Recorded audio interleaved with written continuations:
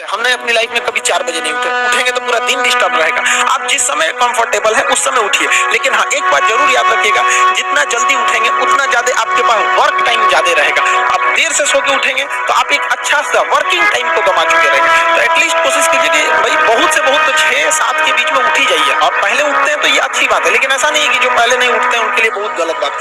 आप जितना पढ़ सकते हैं अपनी कैपेसिटी के हिसाब से ही पढ़िए। आपकी बॉडी 8 घंटा नहीं सस्टेन कर पा रही है, आप 4 घंटा ही पढ़िए, बट धीरे धीरे उसको इंक्रीज कीजिए। हर चीज के लिए होता है, आप अपनी बॉडी के हिसाब से किसी काम को करें। आप किसी भी काम को अगर लगातार 21 दिन करते हैं तो धीरे धीरे वो आपकी आदत बन जाती है, और अगर किसी काम को लगातार 90 दिन कर देते हैं तो फिर वो आपकी दिनचर्या बन जाती है। अब आप डिसाइड कीजिए कि आप अच्छे काम को करना चाहते हैं या गलत काम को। जहां आपको कंफर्ट मिलता है वो रास्ता कभी भी कोई मंजिल को नहीं ले जाती, क्योंकि मंजिल वाला रास्ता काफी चुनौतीपूर्ण भरा होता है, उसमें कंफर्ट कभी नहीं मिलता है। संघर्ष से व्यक्ति को कभी नहीं भागना चाहिए, क्योंकि जीवन में जो कभी संघर्ष से परिचित नहीं हुआ, इतिहास गवाह है, वो कभी चर्चित नहीं हुआ।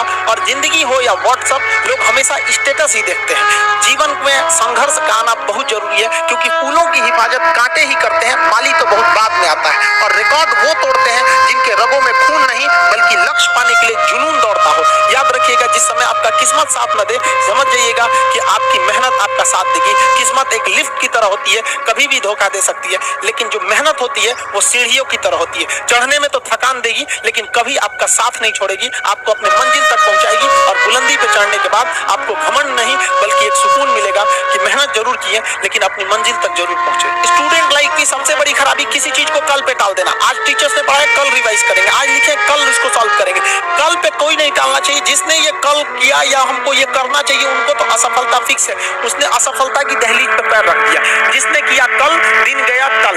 जिसने कहा परसों, बीत गए बरसों। और जिसने कहा आज, उसी ने किया राज। जीवन में संस्कार का भी बहुत बड़ा मोल होता है।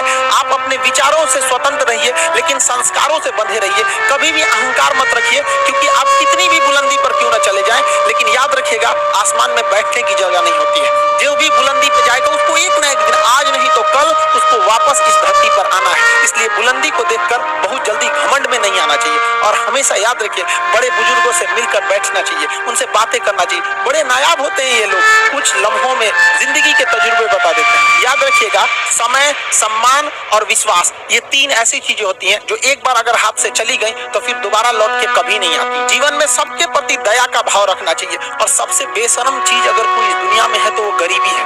कमबख्त उम्र का भी ख्याल नहीं रखती है। और किसी के वक्त का मजाक मत उड़ाइएगा जनाब, ये वक्त है, सबके चेहरे याद रखता है। सबके प्रति दया और आदर की भावना रखिए।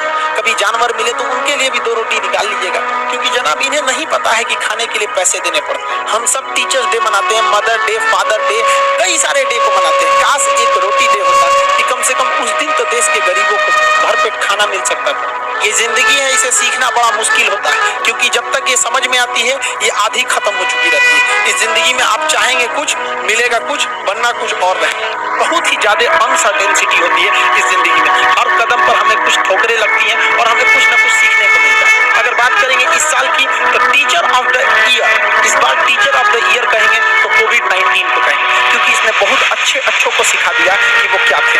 चंद गज 2 गज जमीन में दफनाया गया उसे, जो करोड़ों का मालिक हुआ करता था। सबको समझ में आ गया कि पैसा धरा का धरा रह जाता है, इंसान कठपुतली है। इसलिए मिल बांट कर रहिए, जितनी जिंदगी है एक दूसरे से संपर्क में रहिए, एक दूसरे के दुख में सुख में भाग लीजिए। किसी के सुख में जाइए या ना जाइए, लेकिन दुख में जरूर साथ दीजिए, क्योंकि अपने वो नहीं होते हैं जो तस्वीर में साथ हो, अपने वो होते हैं जो तकलीफ में साथ देते हैं। इस बार इस कोरोना ने बहुत सारे लोगों को, अपनों को खोया। शायद ही कोई ऐसा गांव होगा जहां अपनों ने नहीं, अपने किसी अपनों को नहीं गंवाया।